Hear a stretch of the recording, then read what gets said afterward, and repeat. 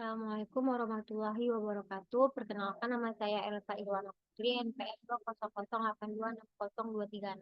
Nah, di sini saya akan mempresentasikan hasil dari tugas remedial saya yaitu blok Basic System Organ of Cardiovascular Respirasi System and Digestive System.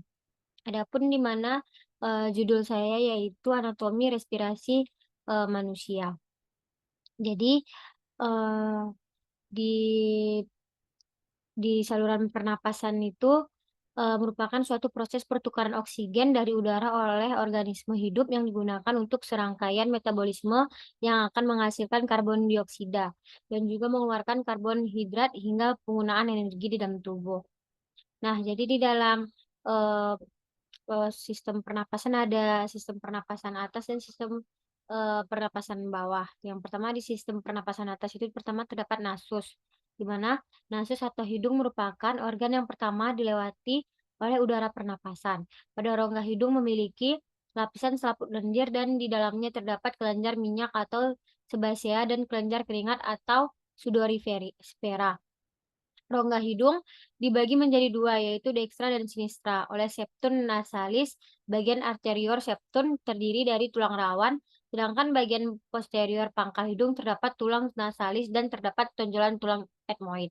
Selanjutnya ada faring, di mana faring organ berotot terbentuk pipa yang panjang sekitar 12 sampai 13 cm.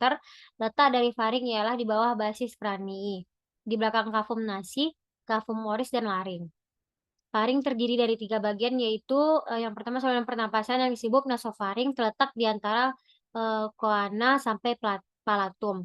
Yang kedua adalah orofaring yaitu tempat persimpangan saluran pernapasan dan pencernaan yang terletak di belakang rongga mulut, dan yang terakhir adalah laringofaring yang terletak di antara tulang hyoid dan bagian belakang laring. Selanjutnya ada laring, di mana laring atau juga disebut sebagian tempat keluarnya suara atau organ bertulang rawan yang terbentuk dari tulang rawan hialin sebagai penghubung faring dan trakea. Laring terletak di depan bagian terendah faring dan masuk ke dalam bagian bawah trakea. Selanjutnya ada sistem pernapasan bawah di mana yang pertama ada trakea. Trakea merupakan organ saluran respirasi yang terdiri dari cincin tulang rawan atau kartilago. Trakea terbentuk pipa bercincin dan dihubungkan oleh otot polos. Pada orang dewasa kira-kira panjangnya 10 sampai 13 cm, mulai dari lanjutan larynx tinggi vertebra cervicalis 6 berjalan ke bawah di depan oesophagus, memasuki mediastinum superior setinggi angulus sterni atau diskus vertebrae TH4 TH5 bercabang 2 menjadi bronchus principalis. Selanjutnya ada bronkus, di mana bronkus merupakan organ saluran pernapasan berupa pipa saluran lanjutan dari trakea yang bercabang dan struktur dari bronkus dibangun oleh tulang rawan cincin yang tidak komplit dan jaringan otot polos. Bronkus terletak di atas superior vertebra toraks kelima. Terakhir adalah pulmones atau paru-paru, di mana paru-paru merupakan alat respirasi yang paling utama dan yang mengisi rongga dada.